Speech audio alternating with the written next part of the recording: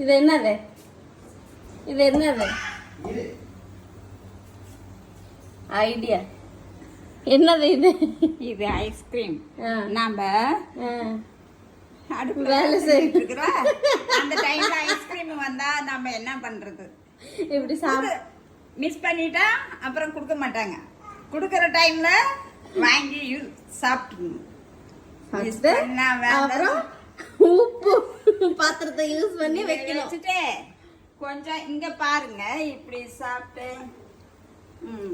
இப்படி போயிட்டு இப்படி வச்சுட்டு